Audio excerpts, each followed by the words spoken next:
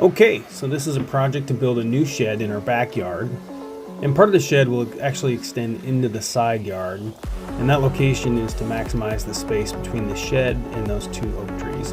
So the first step here is to remove the picket fence that separates the backyard from the side yard. I'll reinstall that fence about 5 feet further into the side yard after the shed has been rebuilt. So next step is to remove the posts and these galvanized posts using a farm jack, thanks to a buddy for loaning me that jack. So I'm just showing the removal of the final post here using the chain. The chain has a slip hook and a grab hook. The slip hook goes onto the jack. The grab hook goes onto the chain near the slip hook, and then using a 2x4 to protect the post, which I'll reuse when I rebuild the fence. We had a good amount of rain in the days leading up to this project, so those posts came out without much difficulty. And on this day, when I was doing the work, it was in mid-February in North Texas, and the weather was in the upper 30s and lower 40s. So it was a really good day for doing this type of work. So the next step here is to move this sprinkler head, which is part of the underground sprinkler system. So I'm just doing a little digging here. You'll see it's a standard 4-inch pop-up attached to PVC. And much like the picket fence, I'll be moving this sprinkler head about 4.5 to 5 feet further into the side yard. And so in order to figure that out, I needed to first determine the location of the new fence line so I know exactly where the sprinkler head will go.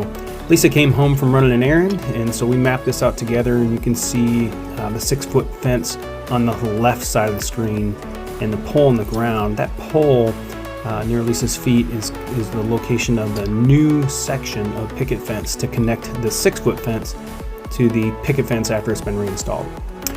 So after getting that mapped out, it was time to dig a trench for the new line. So just digging about 6 to 7 inches deep here.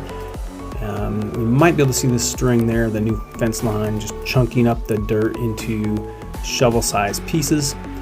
This new line will not be PVC, but I'll be using flex pipe. And prior to this project, I had not worked with flex pipe, but it worked really well for me here.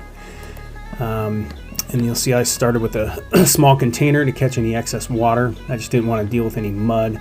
Then I removed the old sprinkler head and the male-to-male adapter.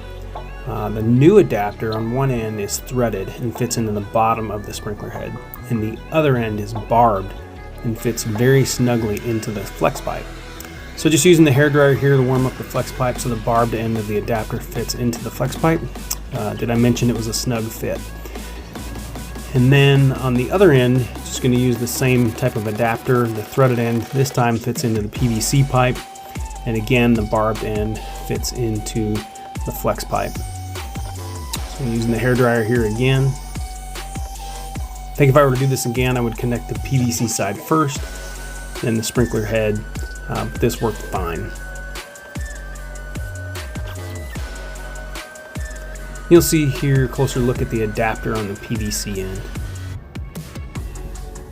And here you can see the new sprinkler head just beyond the string, which is the new location for the picket fence. So just doing a little backfill here, and then as I was editing this video, I realized I had not tested those new connections for leaks. So I'll need to dig those up and test for leaks.